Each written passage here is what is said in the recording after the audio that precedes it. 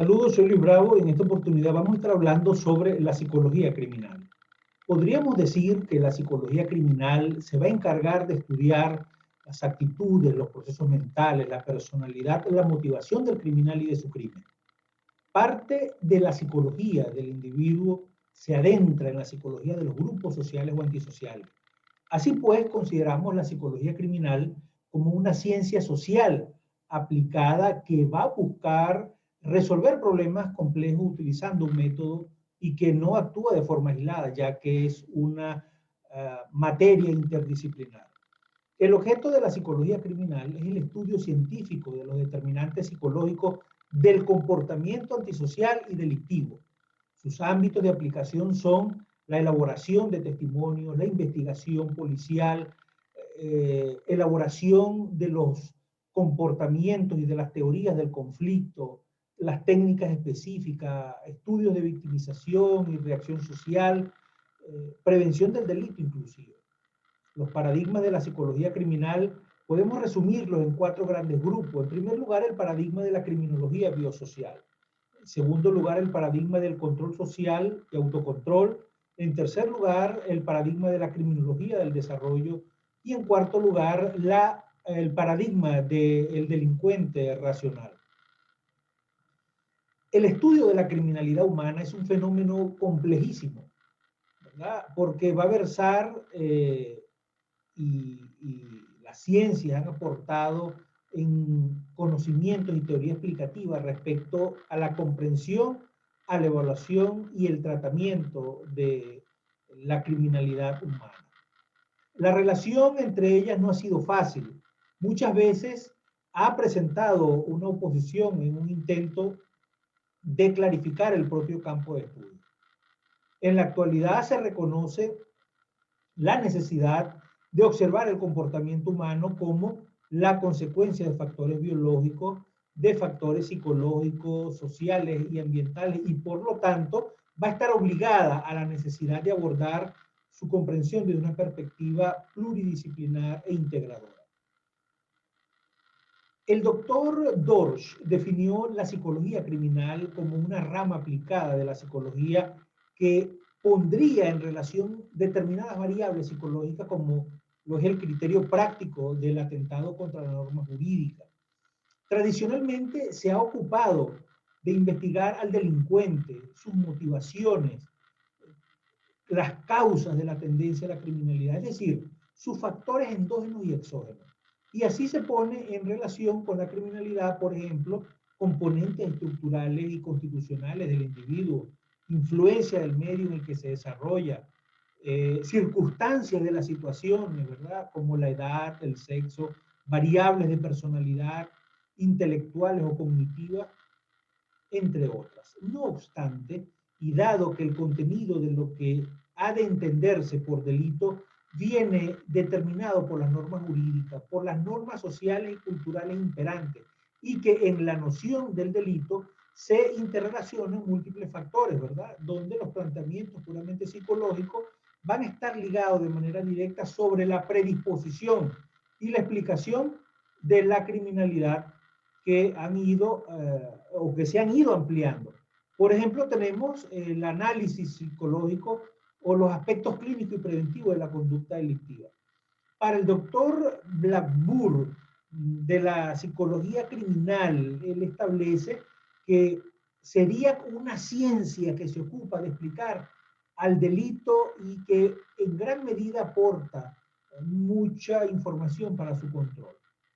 ¿Por qué? ¿Por qué el doctor Blackburn decía esto? En primer lugar, porque atiende al delincuente, porque estudia el hecho criminal y porque previene el delito con programas de tratamiento a delincuentes o medidas para hacernos menos vulnerables, ¿verdad? Por tanto, la psicología criminal, en su raíz léxica, define que es el estudio del alma del sujeto criminal. Aunque el etimo psique se usa en sentido científico, es decir, aquellos rasgos de la personalidad total del delincuente y no su alma en sentido metafísico. El ámbito de aplicación de la psicología criminal en sentido amplio es atender al delito, atender al estudio del hecho criminal y atender su prevención. Por lo tanto, se distinguen de la psicología legal, ¿verdad?, que esta va a versar sobre el juicio oral y los testimonios y además va a coordinar las nociones psicológicas y psicopatológicas que ocurren por aplicación de las normas penales vigentes sobre condiciones del menor, del enfermo mental, así como las circunstancias agravantes o atenuantes. Tenemos la psicología forense, que trata al acusado y a sus partícipes, y la psicología policial, que está en medio entre de la psicología criminal y de la psicología forense. La psicología criminal estudia actitudes, estudia los procesos mentales, la personalidad, la motivación consciente o inconsciente del criminal y de su crimen. Partiendo, por supuesto, de la psicología del individuo hacia la psicología de los grupos sociales o antisociales. No obstante, debemos puntualizar que la psicología criminal se sitúa dentro de la psicología jurídica como rama de la psicología y que esta abarca distintas áreas, ¿verdad? Dentro de ellas tenemos la criminalidad, el tratamiento de delincuentes, la investigación criminal, la victimización delictiva, entre otros. Entonces podemos resumir, según lo que decía la doctora Hilda Marchori, que la psicología criminal trata de averiguar, trata de conocer qué es lo que induce a un sujeto a delinquir.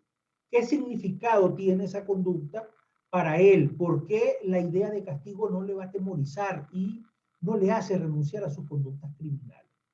La psicología criminal trata de averiguar su significado de manera histórica genética. Y esta definición hace que la psicología criminal haya rebasado el límite de la observación individual del sujeto eh, que comete este tipo de actos criminales y que se va a extender hacia estudio de la conducta y de los factores psicológicos que van a influir en la criminalidad, sean estas individuales o colectivas. La psicología criminal, al igual que cualquier otra disciplina científica, ella va a intentar describir, explicar, predecir y modificar. Es también, ¿verdad?, que esta psicología criminal partícipe, perdón, de la síntesis criminológica, y podríamos decir que es interdisciplinaria porque se va a apoyar de otras ciencias como la biología, la antropología, la sociología, la criminalística, la victimología y la penología criminológica. Por tanto, es una ciencia social aplicada que va a buscar resolver problemas complejos utilizando un método y no actúan de forma aislada, ya que es interdisciplinar. Su objeto de estudio, de acuerdo con lo que hemos visto, podemos decir que va a ser el estudiar de manera científica los determinantes psicológicos del comportamiento antisocial y delictivo.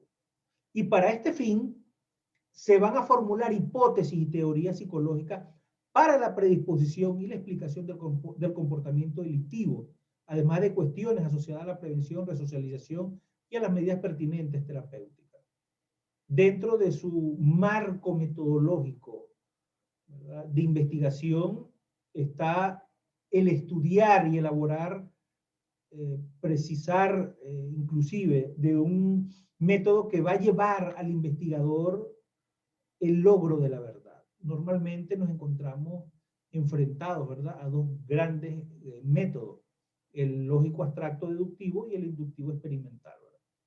El método lógico abstracto deductivo se toma como punto de partida un principio general y de él salen las consecuencias lógicas pertinentes por su modo de formular una predisposición determinada. El método deductivo debe admitir necesariamente un a priori, es decir, un presupuesto del que hace derivarla por oposiciones sucesivas.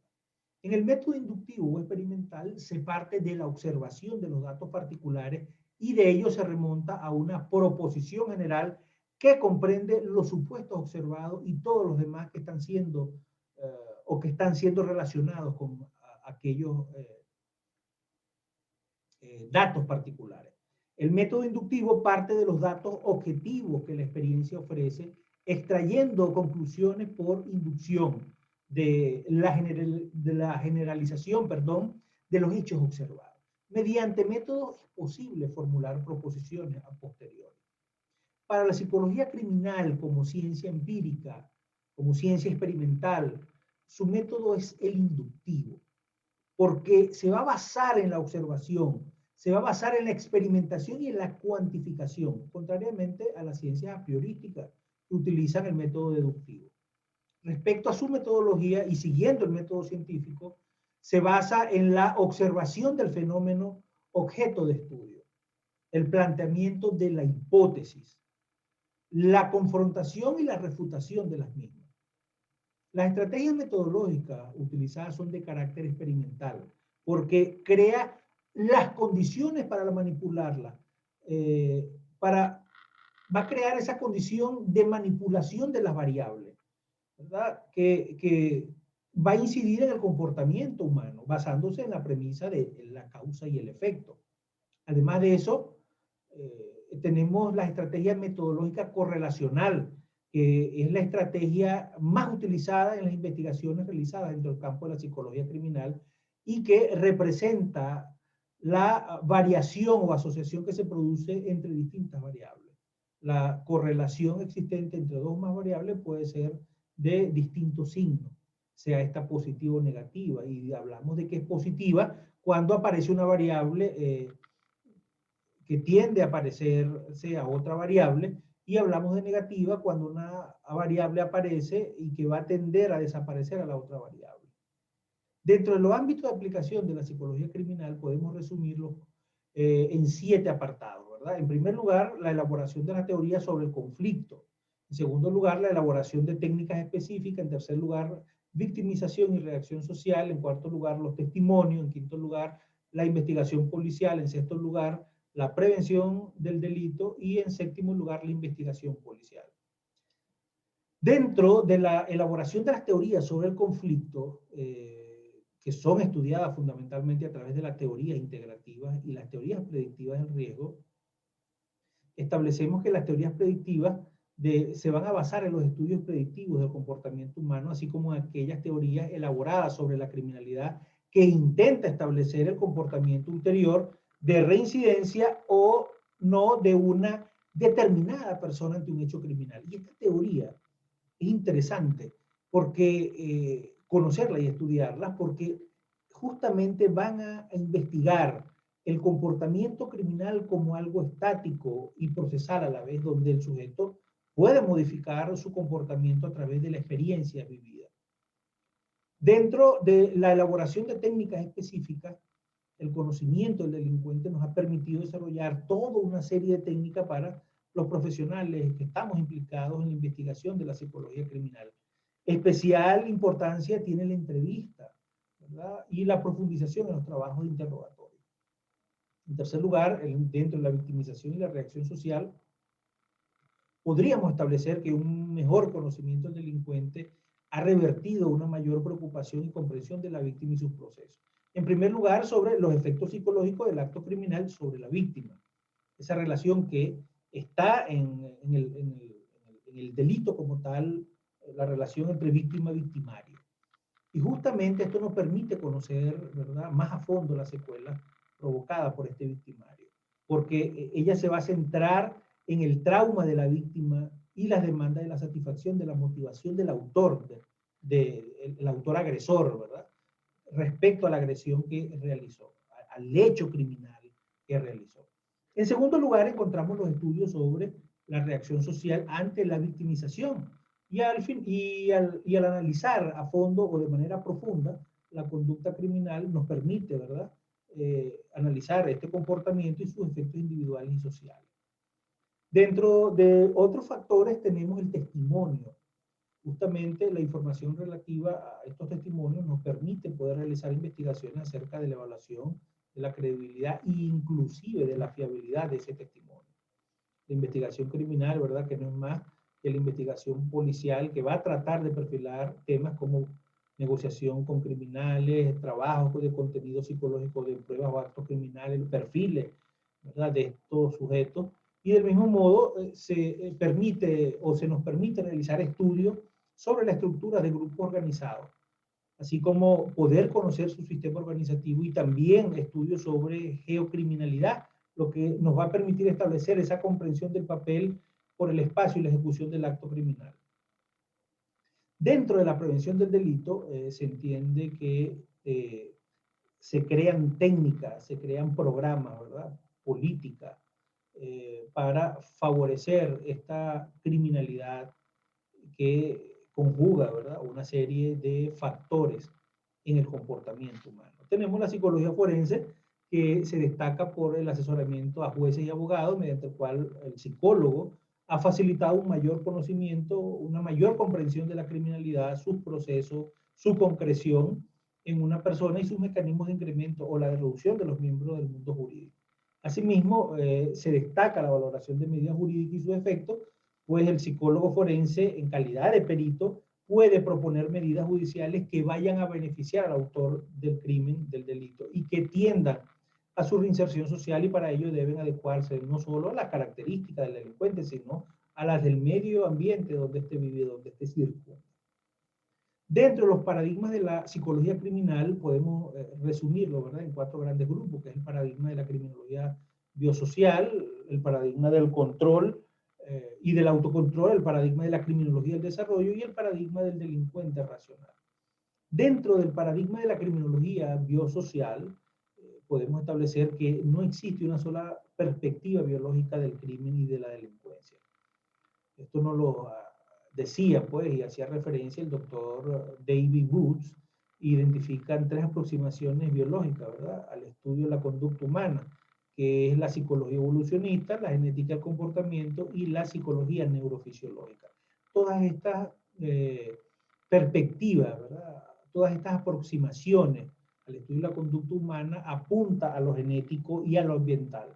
Son aproximaciones biosociales. Podemos establecer, ¿verdad?, dentro de ellas la psicología evolucionista, y esta se basaba en lo que decía el doctor Charles Darwin sobre esta psicología. Y podríamos establecer que esta psicología evolucionista es una rama de la psicología que utiliza un modelo, un método teórico basado en la selección natural del comportamiento humano. El supuesto básico se basa en las conductas criminales que se mantienen, ¿verdad?, en la actualidad, porque sus ambientes evolutivos eran conductas que favorecían a la adaptación. La tesis fundamental es que todo organismo desea sobrevivir y reproducirse, y los que sobrevivan van a expandir su genes. Para los evolucionistas, el delito es normal porque permite sobrevivir. El crimen no se transmite por sí solo, pero sí los deseos homicidas, sus actuaciones de celo, de propiedad sexual, ¿verdad?, son las que conforman este crimen o esta criminalidad. Y estas teorías precisan que serán las reglas sociales las que vayan a restringir la violencia. Uno de los pioneros, ¿verdad?, en aplicar el paradigma evolucionista al crimen y al delito fue el doctor Michael Giglieri, ¿verdad? El doctor Michael Giglieri establece en su libro, ¿verdad?, establece en el libro conocido como El lado oscuro del hombre, los orígenes de la violencia masculina, ciertas características, ¿verdad? Entonces, él propone un persuasivo enfoque biologicista del comportamiento humano, y él reorienta el viejo debate sobre el predominio de los instintos naturales o la educación de la genética o el entorno y de la cultura o la biología. El enfoque biológico del comportamiento humano es uno de los más importantes que hoy día rigen, ¿verdad?, donde conjugan una serie de fenómenos neurofisiológicos, endocrinos, hormonales, que juegan un papel fundamental. En el de ellos tenemos, ¿verdad?, algunos de ellos como la progesterona, la testosterona, la vasopresina, la oxitocina, la serotonina, la dopamina en este comportamiento criminal. Sabemos que cuando existen procesos neurofisiológicos alterados, estos van a verse manifestados en conductas anormales o conductas atípicas. Entonces, el doctor Giglieri nos brinda un actualizado y ambicioso análisis de los orígenes de la violencia y la agresividad en nuestras sociedades con este libro, El lado oscuro del hombre. Tenemos también que la genética del comportamiento, que es aquí donde Adrian Reinert resume, ¿verdad?, algunas consideraciones que influencian la genética de la conducta antisocial. Este doctor decía que los genes codifican proteínas y enzimas e influencian los procesos fisiológicos cerebrales que podrían predisponer biológicamente conductas criminales. La conducta criminal es el producto de los genes y del ambiente, no se habla de efectos sumatorios, lo propio es hablar de efectos multifactoriales de interacción entre genética y el entorno. También habla sobre la heredabilidad de la conducta criminal en los gemelos monocigotos, que él establece que es de un 50%, y habría que aceptar que el otro 50% corresponde a las influencias sociales.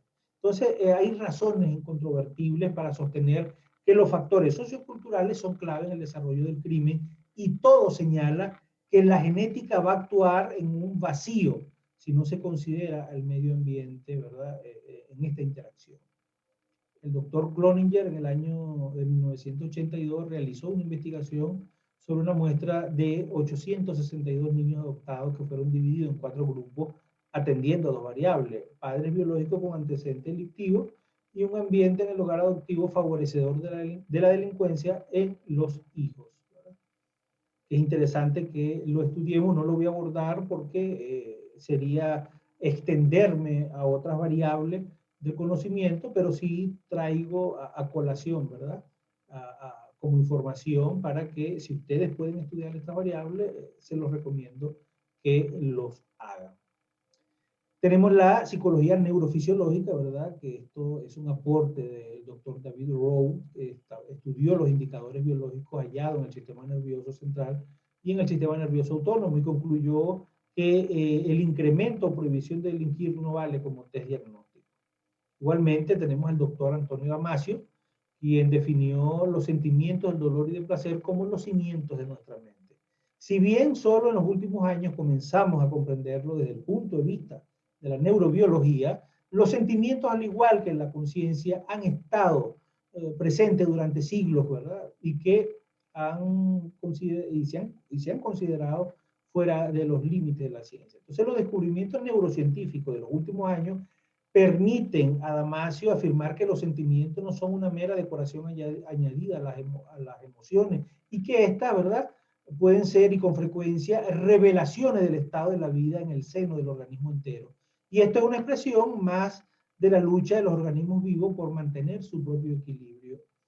Y este doctor Damasio decía también y afirmaba que una lesión en el corte prefrontal, acá donde tengo mi mano, puede alterar la capacidad de sentir culpa, vergüenza y de perturbación o desesperación. Entonces, los neurotransmisores también tienen en cuenta el funcionamiento del sistema nervioso autónomo, y personas que tienen emociones más altas, los delincuentes van a apuntar a un alto por lo que se implica en tendencias arriesgadas. Mayor necesidad de búsqueda de sensaciones se implica más fácilmente en actos delictivos. Entonces, también sugiero que se estudie el caso de Phineas Gage, ¿verdad?, este trabajador de la industria ferroviaria norteamericana, que le entra un fierro por el ojo, le sale por el lóbulo prefrontal, por la frente, y perdió parte de su lóbulo prefrontal, desarrollando y generando conductas agresivas, conductas, ¿verdad?, atípicas o anormales, porque se desarrolló un proceso neurofisiológico alterado. Igualmente tenemos el paradigma del control social o autocontrol, y para estudiar esta teoría nos centraremos en la desarrollada por el sociólogo Travis Hirschi, también conocida como la teoría de los vínculos sociales, que fue desarrollada partiendo del criterio de que el control necesario para que el individuo no actúe delincuencialmente va a radicar en los nexos que él mismo establece con la sociedad. Los lazos cuya ruptura significarían una sensible pérdida para la persona, ¿verdad? Cuando carece de estos vínculos, se debilitan, desaparecen estos lazos, ¿verdad?, porque va a funcionar como un muro detentivo del actuar criminal. Y la necesidad de autopercibirse y ser reconocido como integrante pleno y respetado de los diversos grupos sociales de pertenencia van a actuar como un elemento conductual controlador según esta posición teórica. Entonces, para Hirschis, en el vínculo social habrían 4 elementos: el apego a los padres, los pares o la escuela, el compromiso de las líneas convencionales de la acción, la participación en actividades convencionales y la creencia en un valor común. Y justamente estos elementos del vínculo social van a convertir, perdón, al niño en un ser prosocial y obediente a las normas, a las leyes. Hirschis encontró que hay poca evidencia para sustentar la hipótesis de que la delincuencia nace como respuesta a la frustración. Igualmente tenemos la teoría del bajo autocontrol, ¿verdad? Que parte del concepto de autocontrol, que es definido como ese grado en el que diversas personas son vulnerables ante las tentaciones del momento. Las características de las personas con bajo autocontrol son que van a estar orientadas al presente, al delito, a la satisfacción inmediata, son impulsivos. Les gusta correr riesgo, les gusta vivir sensaciones fuertes de naturaleza física. No son personas pacientes ni persistentes, no se esfuerzan. Son egocéntricos e insensibles, carecen de empatía y de conciencia. El autocontrol se aprende mediante la educación de los padres. Los 10 primeros años de vida, a través de la prevención, ¿verdad?, primaria, enseñamos a los padres a ser buenos padres.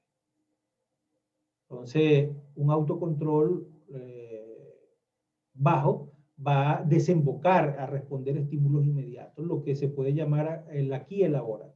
Un bajo autocontrol se relaciona con la búsqueda de sensaciones intensas, excitantes y arriesgadas, ¿verdad? Todas con un bajo autocontrol que se da una indiferencia hacia el dolor y a los deseos. El crimen requiere escasas habilidades y poca planificación. El bajo autocontrol muestra poco interés por objetivos a largo plazo y poca preocupación por lo lejano. Escasa tolerancia a la frustración y a la tolerancia al dolor físico. Dentro de ese paradigma de la criminología del desarrollo, tenemos un gran aporte del doctor Terry Moffitt, que ha formulado algunos de los conceptos más relevantes de este modelo explicativo. Él establecía que la persona va a estar influida por diferentes factores según la etapa de la vida y que las relaciones sociales se van a modificar, la conducta delictiva se va a ver influida. Y esta corriente afirma que los factores relevantes para la criminalidad son distintos según la edad de la persona. Se siguen criterios como la fase de la vida del delincuente y que las personas van a experimentar a lo largo de su vida nuevas experiencias y procesos biológicos típicos de ellas. Estas son algunas de estas teorías, ¿verdad?, que estos grandes luminarias de la psicología criminal y de la sociología han desarrollado o desarrollaron en su época y relacionaron el comportamiento de los delincuentes, de su actividad ilegal, a la adolescencia, ¿verdad? Y que ellos manifestaban que estos tipos o estas caracterologías iban a aparecer mucho a la edad de los 32 años, quienes jamás habían delinquido. Tenemos el paradigma del delincuente racional, que esta se da en la década de los 70, ¿verdad? Y se produce un auge de la delincuencia al tiempo que se produce un fracaso para frenar dicha tendencia. Y esto provoca una tendencia al mirar al pasado, hablándonos de esas teorías, ¿verdad?, de autores como Beccaria y Betan, que querían o adquirían un valor especial. Y estos autores parten de la idea de que los delincuentes son seres racionales que buscan mediante su acción ilegal obtener un beneficio que de otro modo tendrían que lograr mediante el trabajo y el esfuerzo. Entonces, estas personas decían que ellos querían las cosas fáciles, ¿no? Entonces, desarrollar un comportamiento fácil para obtener un beneficio propio. Y por eso es que César Lombroso decía que los delincuentes eran enfermos mentales, que los criminales eran enfermos mentales. Y sí, por supuesto que tenían una razón, ¿verdad? Pero lo que pasó fue que se desvirtuó el concepto de enfermo mental con criminal. Entonces, por eso es que hasta nuestros días, ¿verdad?, se está retomando el estudio de las neurociencias del comportamiento humano para explicar, ¿verdad?, que estos comportamientos antisociales o anómalos, o estos comportamientos criminales, son el resultado de procesos neurofisiológicos alterados y que por ende tienen una influencia social, ambiental, ¿verdad? Y que esto, por supuesto, van a alterar los procesos neurofisiológicos que se gestan en el cerebro. Alteran la producción de neurotransmisores, de hormonas. El sistema endocrino va a jugar un papel fundamental en lo que respecta, ¿verdad?, al estudio del comportamiento humano. Igualmente la neuropsicología, la neurociencia, determinan los funcionamientos adecuados de estructuras del cerebro, como la amígdala cerebral, el lóbulo prefrontal, el hipocampo, el cíngulo supranuclear. Toda esta serie de estructuras del cerebro también la podemos ver y analizar a través de estudios de neuroimagen que nos van a determinar si están funcionando de una manera adecuada o no.